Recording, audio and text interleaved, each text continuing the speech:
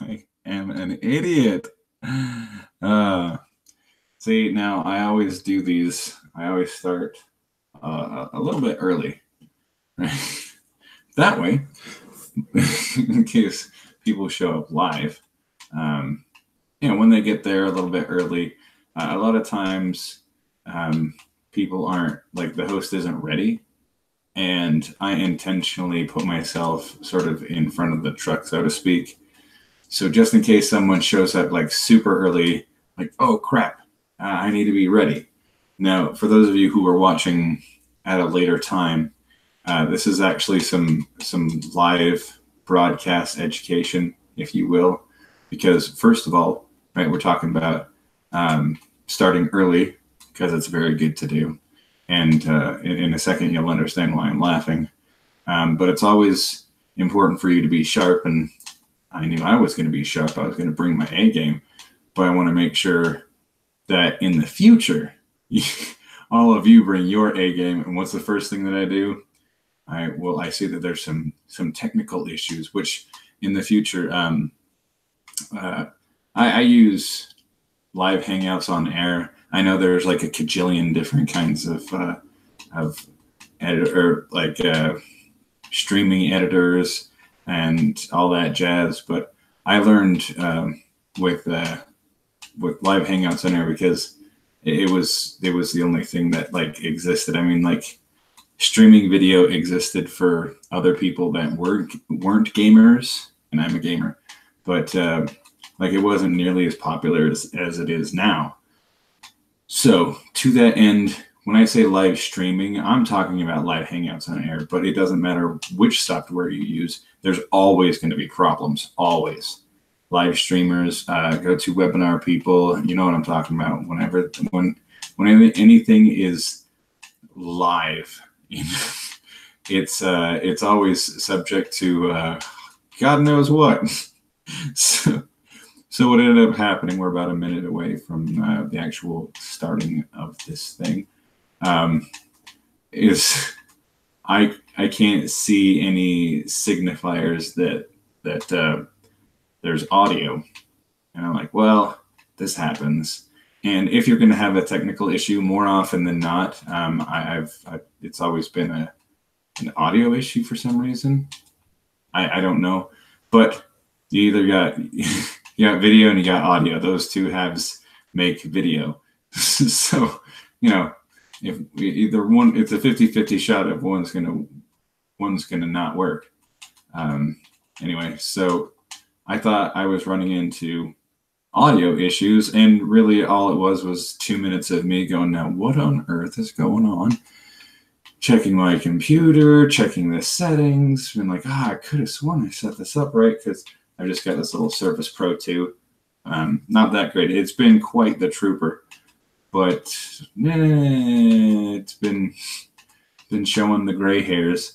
And live streaming video, live streaming anything, takes a lot of bandwidth and a lot of resources. So you got to make sure that you just use as little as possible. So now we're at 7 o'clock. Let me go ahead and check. I'm going to do a refresh here. And I'm happy to answer questions in the actual group. I've made a new post. And I know I didn't have an exact time, and I don't have an exact thing that I'm doing. I don't. It's not a webinar. It's not. Hey, maybe you can come be a part of my email list, and then I can sell you the same crap everyone else is selling. Nah, that's not really my style. This is more of my style.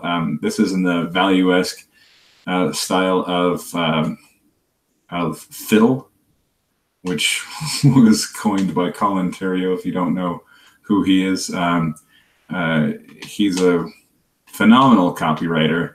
Has an amazing group called the Cult of Coffee. Cult of Coffee. I'm sure there's a Cult of Coffee, but this is the Cult of Copy for copywriters who write copy. I don't know why I had to say it like that. I needed to get the coffee temptation out of my mouth, so to speak, because of just the cult of copy, and I want to keep saying coffee, but also because I want coffee, and I already had my coffee today. I wish I could have more, but I can't.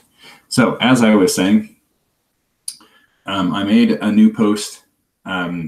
It's a picture of the, this is the, I don't know if you guys have done live Hangouts on air, but this is what the back end looks like. That's the picture you can see.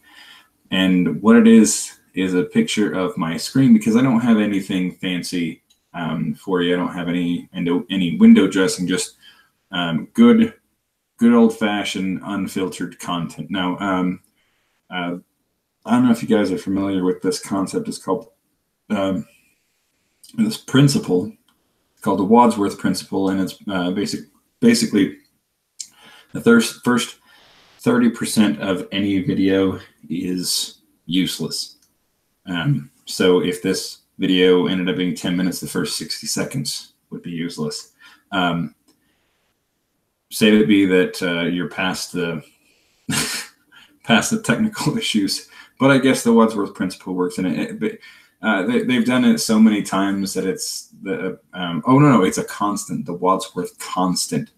So basically, the first 30% of anything, specific or not specifically, especially YouTube videos, you could fast forward that, and the rest you'd get the same amount of value had you not seen that. Does that make sense? Like you could just skip the first 30% and not miss a thing. Well, my goal, and again, your lesson here, one of them, is to not be one of those Wadsworth constants. If your videos, your streams, your anything is like as good as it can be from the jump, then they're going to be they're always going to be really good, right? And they have to do things that sort of get you in the zone. Like what I like to do is I'll do things like, especially because like GoToWebinar has like built-in, marketing, right? I think their automated system has something where someone signs up and they get an email saying, hey, this person's webinar is going to be in a week. And then 24 hours, like, hey, it's going to be tomorrow. And then 12 hours prior, it's like, hey, this thing is going to happen in 12 hours. And then they say, hey, this thing is going to happen in an hour. And then they email you and say, hey, this thing's happening right now. And then right after the webinar, they say, hey, you just missed the webinar. And then an hour later, they say, hey, you just missed this webinar. Here's the recording. If you're smart enough to actually download the recording. I tell you what, I have ran into so many people who just didn't make any money because they didn't download and upload the video. Now that's, I mean, apparently that's just, I have too much money. For me, not like that's you being stupid. Nah, I could download this. And I have done a whole bunch of work, but then I'd have to use Handbrake, and all sorts of other tools. And then I'd actually have to like upload the video to the service that I'm paying a monthly fee for. Anyway,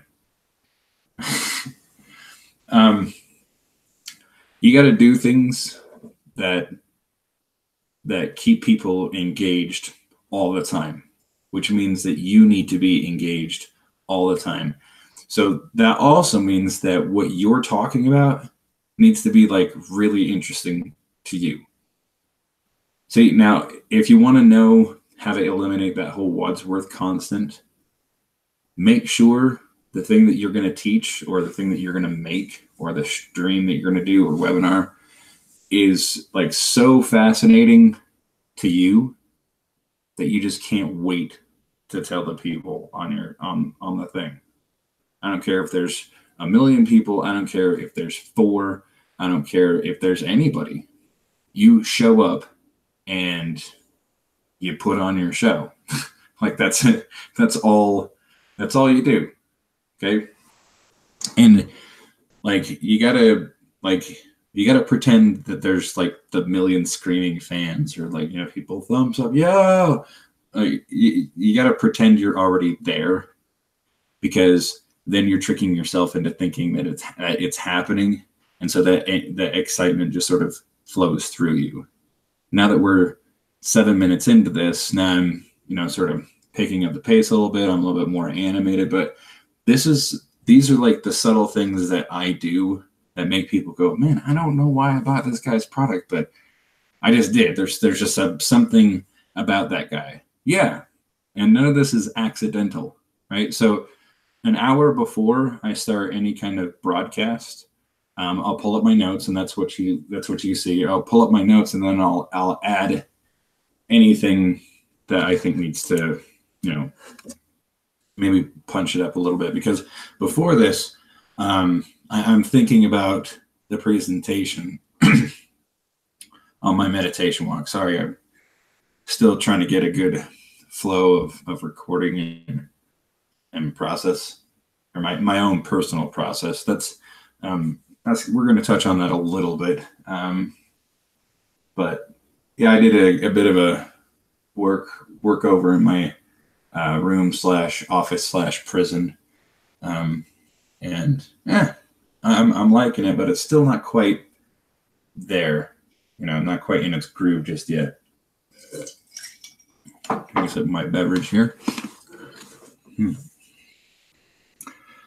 Yeah, so I'll do something, since I don't have a service that does this for me. What I'll do is I'll take a picture of like whatever I'm doing right there, and then I'll share it.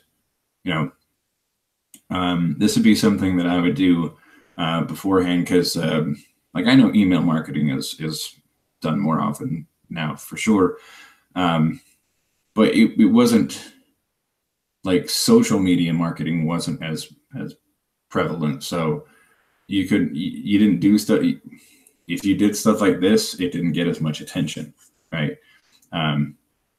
You'd promote somebody's product, or like they'd be promoting you, or you'd be promoting a bunch, or like it kind of depended on the launch. But basically, you'd go and you talk to the person that you were working with, and then they'd say, here's the sales copy, here's this, here's that, and then everybody would run and do their own thing, like with their own list. These days, it's much more open, right? Which isn't a good thing or a bad thing. It's just what it is. So instead of doing this, which would be like, hey, this is what I'm working on with this guy. Come and check it out. All the fun that's being had here, right? But something more specific. If you look at the actual post, it says the link of the YouTube video itself. Uncle Phil approved. YouTube marketing AMA. Oh, okay. The picture I'm looking at is so starting at about 15 minutes.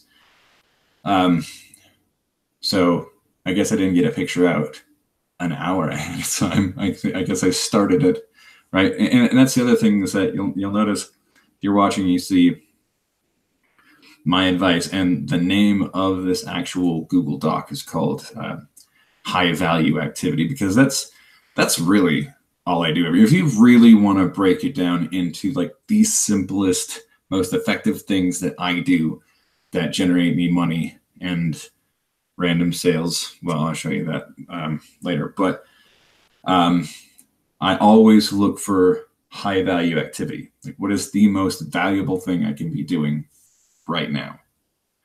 And really, it's the basics. That's what it comes down to. If you want to know how do I make money the fastest and easiest way, it's going to be sticking with the basics. So let's see.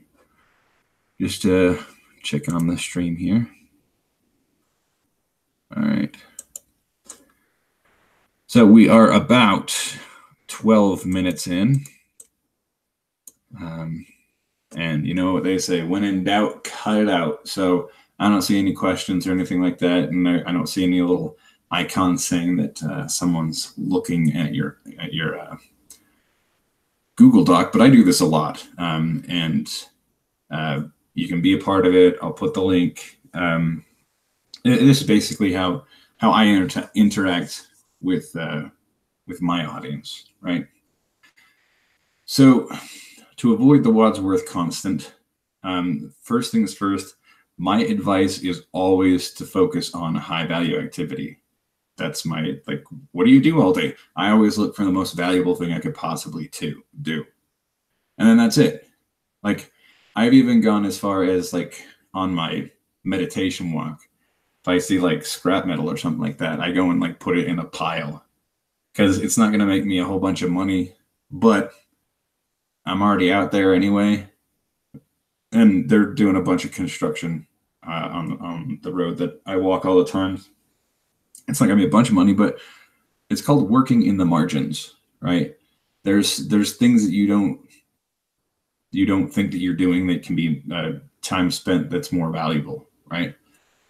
So we'll go on to the listening to your mentors, but really this high value activity, it's always my main focus. And what you're saying me is making sure that I stay on point, because Colin Terry always taught us. Colin Terry talked a lot about you can be prepared, but sometimes you got to do the Bill O'Reilly thing where you just say, fuck it, do it live, right? So what's also important is that you got to deliver value in groups, especially groups that don't know you that well. Phil's been very nice and courageous enough to let me in here and do this thing that I do. Now, I know there's a lot of bravado out there in the groups, and really that's not really me. I mean, like, it is me because I'm an introvert, but I'm not shy. So I don't want you like in my face all the time. But I mean, I'm not that guy who's like, hey, fuck this and shit that. I mean, I'll curse. You just heard me do it, but it's not like, oh, in your face. I mean, like, for me, like, I actually like this work. I actually like doing it. I like internet marketing in general. I like the topics and tips that are talked about. I don't have to dress it up as anything more than what it is. I like talking about nerdy website stuff. I like talking about conversion pixels. I like talking about the stuff that happens on the internet. So I'm not afraid to sit down and do this work.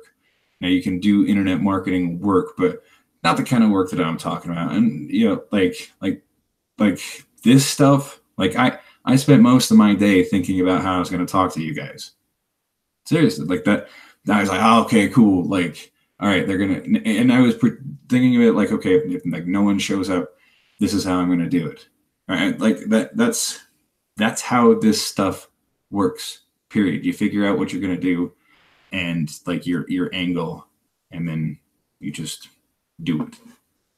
Right. But there's a lot of hype. There's a lot of whoop. There's a lot of, yeah. I'll just do the thing. And if you guys want to do anything with me, we can do that work together. Right. So these other things, like I know I made an obscure reference, like, you know, I'll even for my meditation walks, I'll go and I'll grab some scrap metal. Yeah, that's when I'm out on like my meditation walk. But like, I will go out and I need to go out and I need to like get stuff. So when I go out to get stuff, I turn on Uber. Sometimes I pick people up, sometimes I don't. But what a lot of people are missing, I think, is things like Uber. You're not thinking about the fact that you're running a business, and businesses have losses. And I don't know, I think it'd be cool to be able to get my car repaired for free. Not exactly for free, but you accountants know what I'm talking about. Like, it's not necessarily for free, but when tax time comes, you don't have to pay for that. You don't have to pay extra taxes because you were able to write off your mileage as a liability, as a loss, right? So yes, you're not making a lot of money driving Uber, and you can make considerably more being a copywriter or in the internet marketing space in general. But you already have to do the driving to the place thing. You see my point? You're already going to a place to pick up some stuff. So you press the button and it's ding.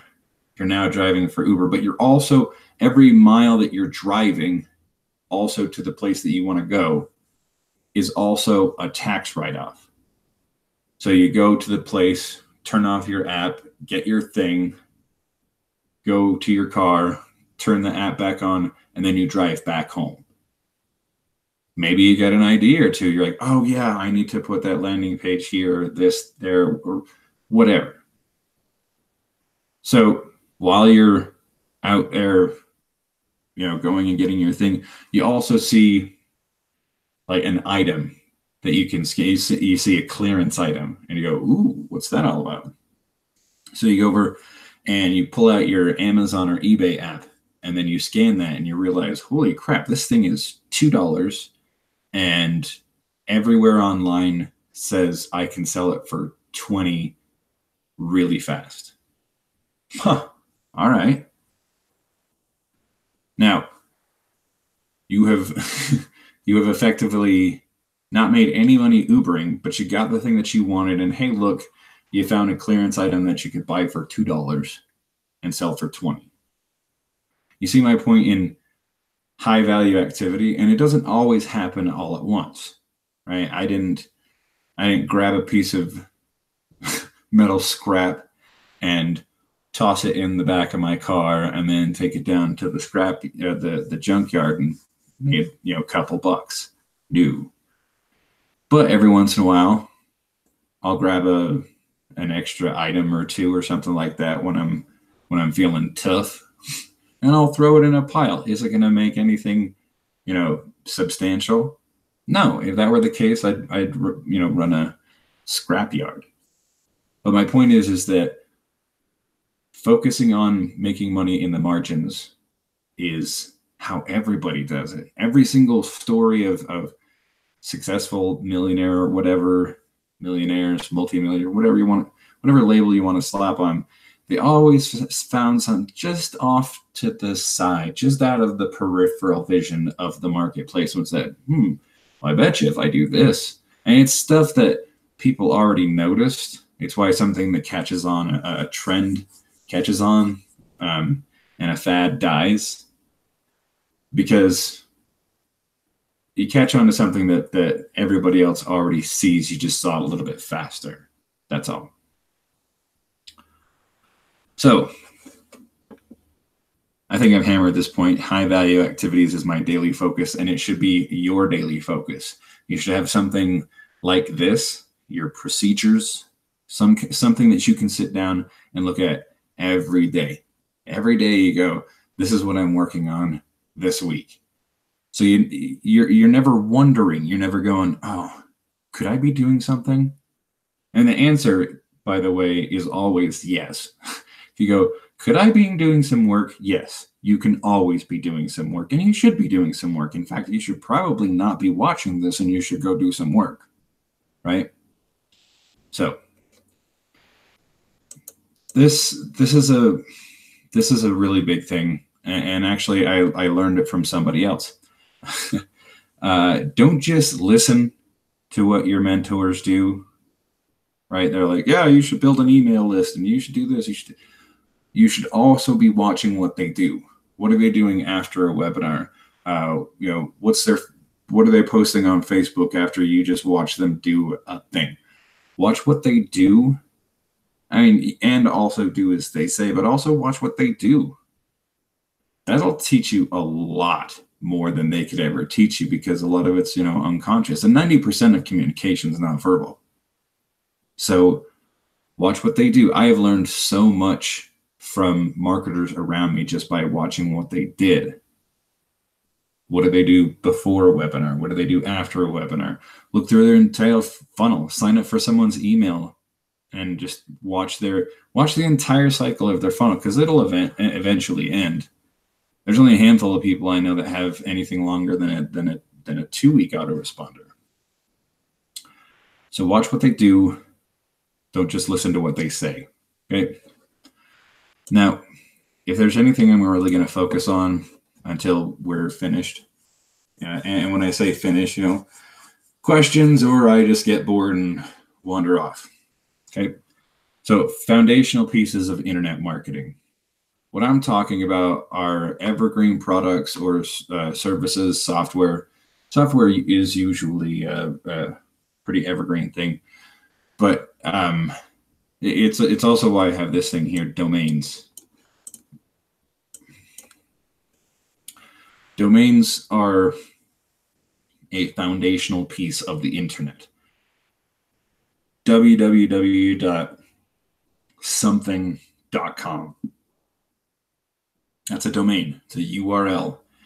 I don't know, what does the URL mean? Anyway, it's the address that your website lives at, and you can't do anything without that. There's like all the stuff you do online has started with a domain somewhere. So as far as foundational pieces of internet marketing, I focus on those.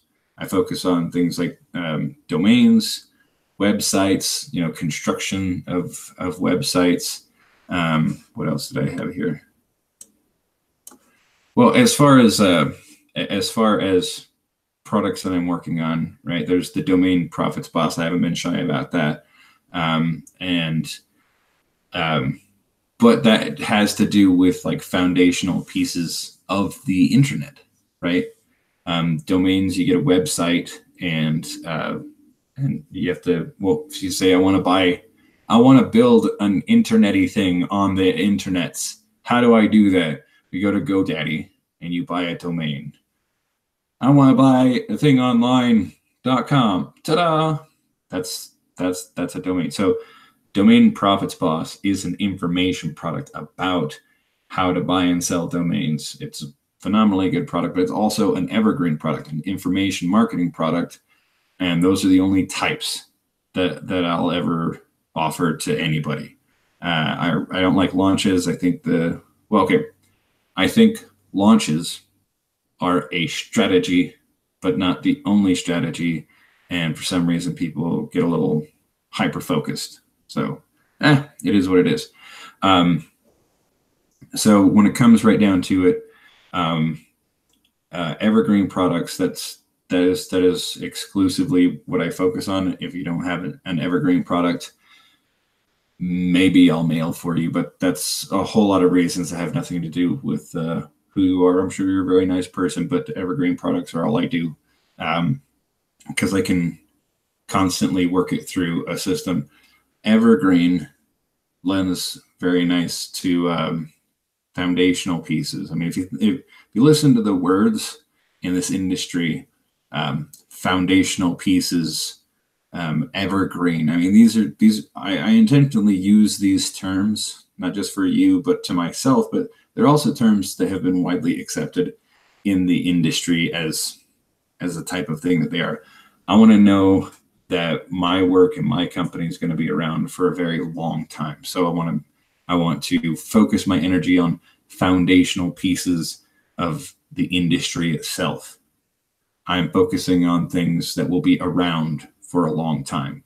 Right now, if I focus on those things, if you look at any successful team, I hear it all the time in sports, but I guess you could say the same for war in general, because sports is just what we do in between war. I'm not a sports guy, and but I am a history guy. So anyway, if you always want to know what's ultimately the most successful thing you can do, sticking with the basics. You stick with the fundamentals, you'll make money. It's the other reason why I have down here email marketing products, because there are so many marketing products and services and funnels and this and that. I mean, really it's just a way to capture an email. That's it. That's it. But there has been an entire industry built around these molehills, as I call them, like this little tiny thing that has been blown up to preposterous heights because it's so,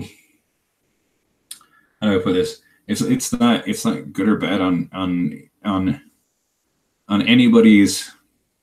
If you own an email company, I'm not trying to trash it or trash you or anything like it, but I would never market one single product. What I would market is a whole suite of products. I would say, well, this product does this and this product does that, because there are just way too many email products to focus on. It has to be like a suite of tools, like that. I'd have to, and I plan on doing this. Any piece of content that I write or speak or video about, all that content will go on a website that points to different affiliate offers. Right? But that's what I'm talking about. Like foundational pieces that no matter what you're doing in any given day, on any given day, your activity is as high as humanly possible. Right? I'm always working. I really need to be because I am broke. But TubeSift, I run and market the YouTube channel for TubeSift, and if you buy TubeSift through the link on the YouTube channel, I get paid as an affiliate because I was smart like that, right? Domain Profits Boss, same thing.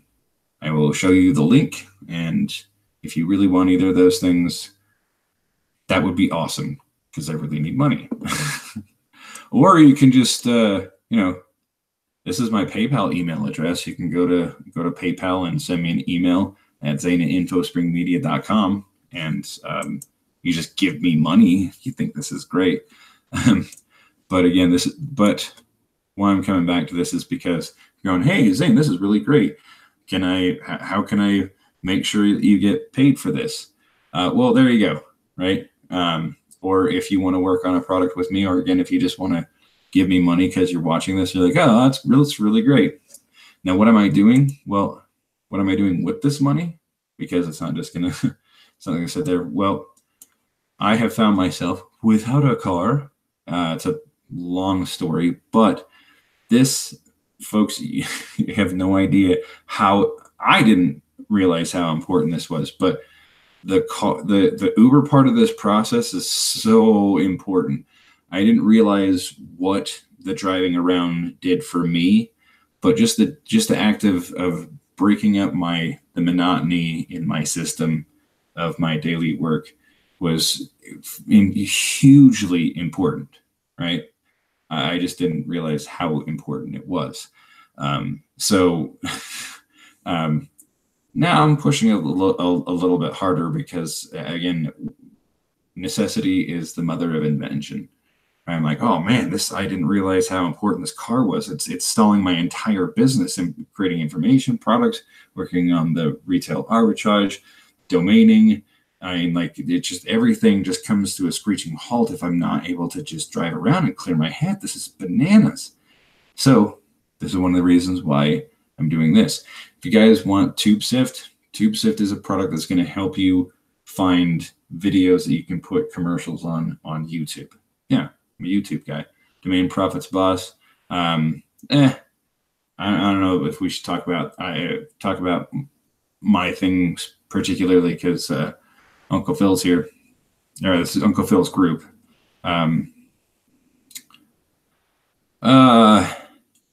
Yeah. So there's that. Oh yeah. So we've got the whole. Let me let's go over here to.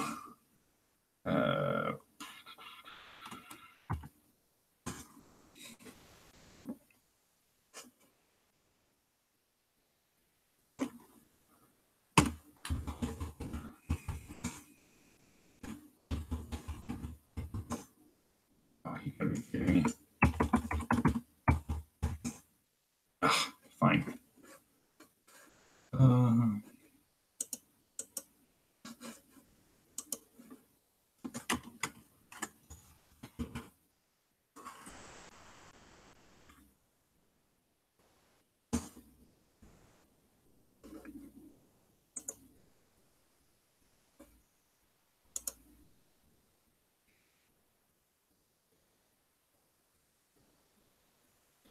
Yeah, so I figured I might as well show you this because it's pretty funny.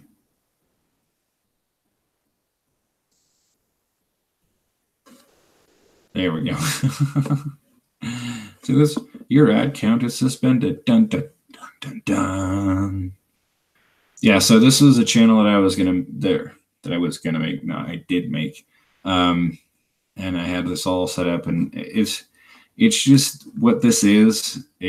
I had a disagreement with Google. They said, "Give me $1,500," and I said, "Give me the views." This is I was doing a ad campaign. And I was like, well, I would love to give you the $1,500, but as you can see, as I sent them a screenshot, this is when you said we sent views, and there are no views. So they think that I should give them money. I think they should go pound sand. Well, whatever. So I created this account for somebody else, and then they're like, oh, your account is suspended. But this is what I thought was really, really funny. It's that I don't know if you guys can hear that. I just heard a very loud motorcycle. Anyway, if it's in the recording, so be it. But what I think is funny is that, like, I can use all of the tools, but I just can't spend money with Google, which, I mean, I think is hilarious. See, I was making some thingies, some ads. So if we go, see, I'm like, like I could write the call to action and everything. What's even more funny is that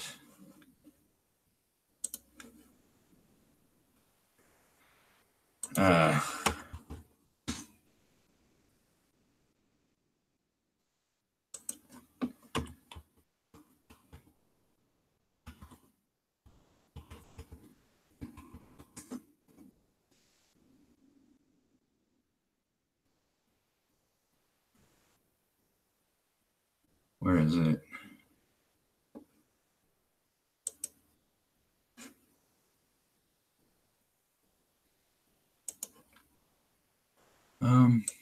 Anyway, well, no, there's a specific thing I want to show you here. There we go. Okay, so you see this?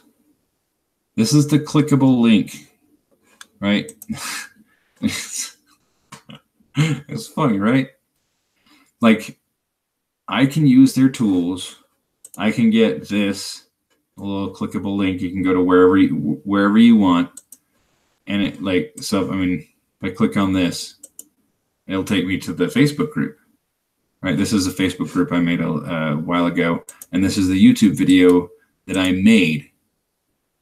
That basically is, hey, looking at a group called the Treasure Hunting Convoy. And the reason why you're seeing this in the video is because you got curious and you clicked on the YouTube video and, I know what retail arbitrage is, right? So if you look at this, I want you to understand that the intent was to make a YouTube channel and create a channel that would pull traffic, natural traffic from YouTube and make me sales, which, in fact, I'll grab this here.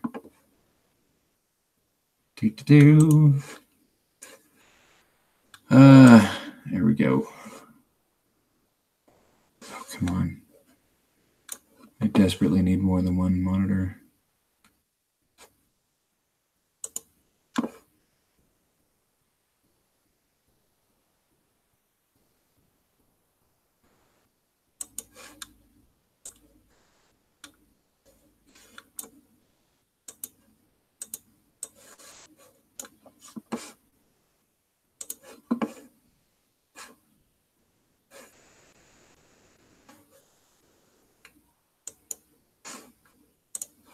Aha.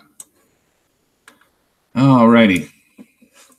Give a little refresh, but hey, look at that, look at that. So the YouTube channel that I set out to generate money so that I can impress this guy and sell his product made money on natural traffic. It just did it like a week or two after I wanted it to. Huh.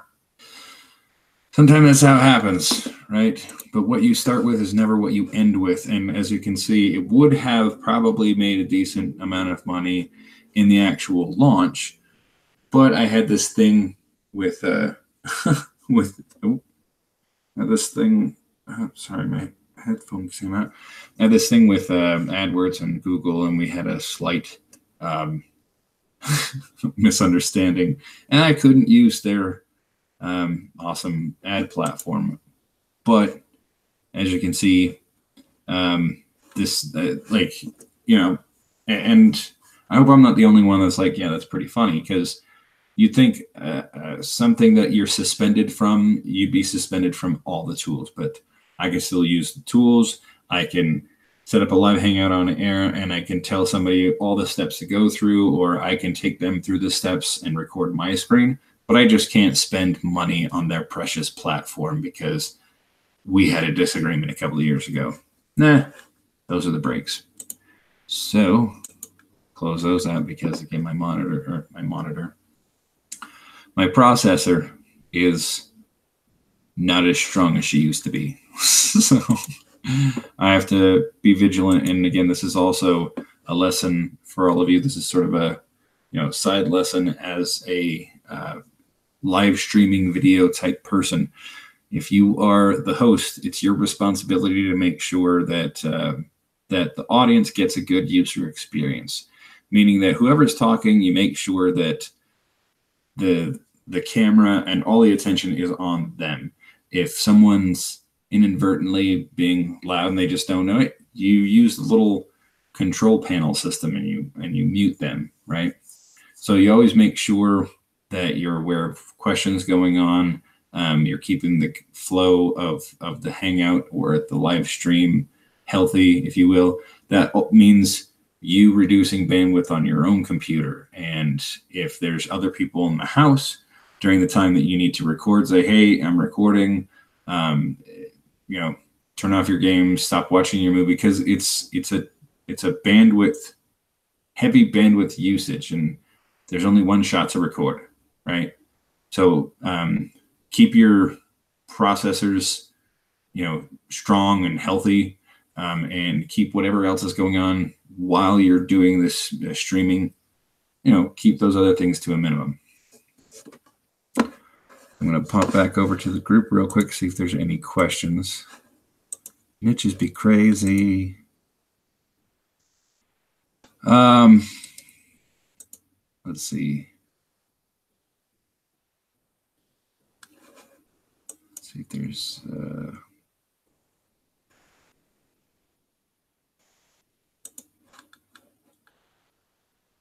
let's see. Went through my advice. Always be doing like the highest valued activity you can possibly think of, and worst case, go for a walk. You can always I don't care who you are, with a very, very small section of people, you could always lose a little weight. So highest value possible activity. I was going to talk about the multi-channel network, but not right now. Let's see. Live event. This is the actual broadcast. Those are the videos. Let's see. That was another thing I was going to talk about, and that was another thing. Yeah. Doesn't look like we have any questions here, but when in doubt, cut it out. So we're going to pop over here. And I think we've had a very, very good recording. Now, what I always do is I will actually take this and then review a big chunk of content and see what I can't cut out from it right away. It gives a really good amount of sort of focus and energy for a person who is hosting, monitoring, that kind of thing. So thanks for hanging out with me, and I'll see all of you in the next video. Bye.